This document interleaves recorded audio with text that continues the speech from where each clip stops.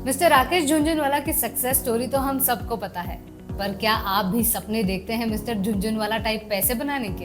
क्या आप भी किसी स्टॉक के प्राइस को देखकर बोलते हैं यार उस टाइम पैसा लगा देता तो आज इतना गुना रिटर्न मिल जाता? क्या आप भी मल्टी बैगर स्टॉक्स ढूंढने की कोशिश करते हैं बट आपको कन्विक्शन नहीं आ पाता? अगर ये सवाल आपके दिमाग में भी चलते रहते हैं तो ये वीडियो बस आपके लिए है। इस वीडियो में हम आपको एक फ्रेमवर्क बताएंगे जिससे आप भी एक मल्टी बैगर स्टॉक ढूंढ पाएंगे। अगर कोई 2005 में रॉयल एनफील्ड की बुलेट लेने के बजाय उसके स्टॉक आयशर मोटर्स में इन्वेस्ट कर देता तो वो आज एक मर्सिडीज कार खरीद सकता था।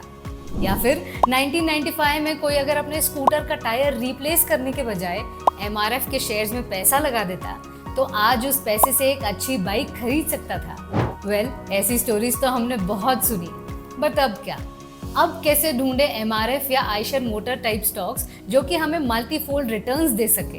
कहा जाता है कि एक मल्टी बैगर स्टॉक ढूंढना भूसे के ढेर में सुई ढूंढने के बराबर है, क्योंकि इंडियन मार्केट में 5000 से भी ज्यादा स्टॉक्स लिस्टेड हैं। इस वीडियो में हम आपको भूसे की ढेर का वो कोना बताएंगे जिसकी मदद से आप मल्टी बैगर वाली सुई आसानी से ढूंढ पाएंगे। तो वीडियो को एंड तक जरूर देखें।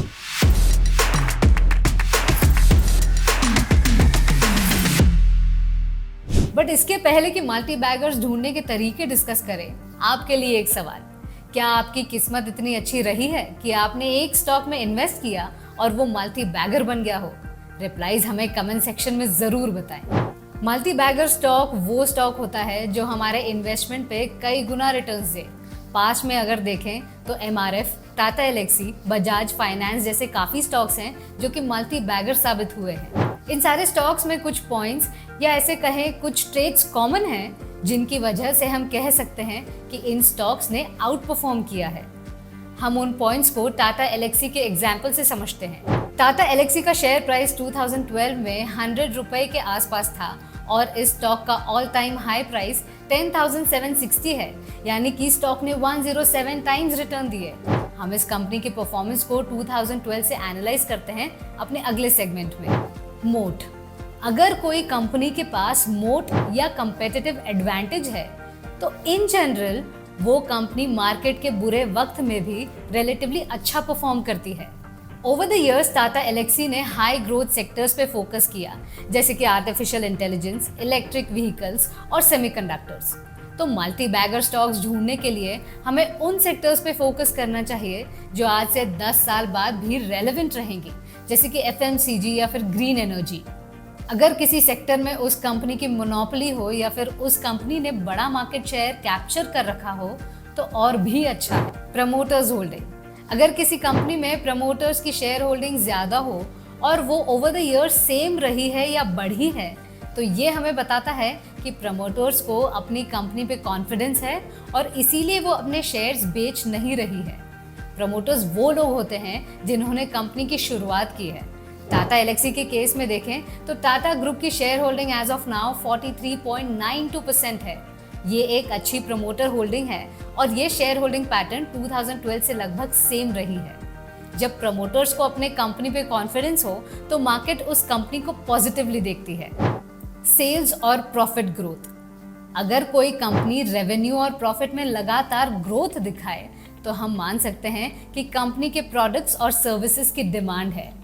प्रॉफिट ग्रोथ से कंपनी का कैश फ्लो भी अच्छा होता है जिसे कंपनी एक्सपेंशन में यूज करती है।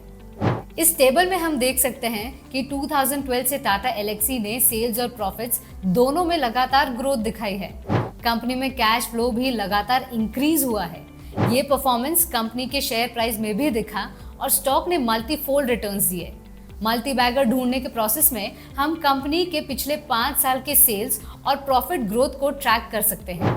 Market cap. कम मार्केट कैप वाली कंपनीज की मल्टी बैगर बनने की पॉसिबिलिटी ज्यादा होती है। किसी 1000 करोड़ की वैल्यूएशन वाली कंपनी के लिए 10,000 करोड़ का बनना ज्यादा आसान है, बट किसी 50,000 करोड़ की कंपनी के लिए 5 लाख करोड़ की कंपनी बनना मुश्किल। ऐसा इसलिए क्योंकि छोटी कंपनीज पे जनरली इन्वेस्टर्स और इंस्टीट्यूशंस का ध्यान नहीं जाता। 2012 में टाटा एलेक्सी एक 600 करोड़ की कंपनी थी जो अब लगभग 50,000 करोड़ की है। अगर हम अपने सर्च क्राइटेरिया में 5 या 6,000 करोड़ से कम की कंपनीज को रखें तो उसके मल्टी बैगर बनने के चांसेस ज्यादा होते हैं। Return on capital employed. Return on capital employed या ROCE एक फाइनेंशियल पैरामीटर है जो कि कंपनी की एफिशिएंसी को मेजर करती है। आसान भाषा में हम इसे ऐसे समझ सकते हैं कि हर 100 रुपए जो कंपनी ने लगाए उसमें कितना प्रॉफिट जनरेट किया। किसी अच्छी कंपनी का ROCE 20% से ऊपर होना अच्छा माना जाता है। इस टेबल में हम देख सकते हैं कि टाटा एलेक्सी ने 2012 से कंसिस्टेंटली काफी हेल्दी ROCE को मेंटेन कर रखा है।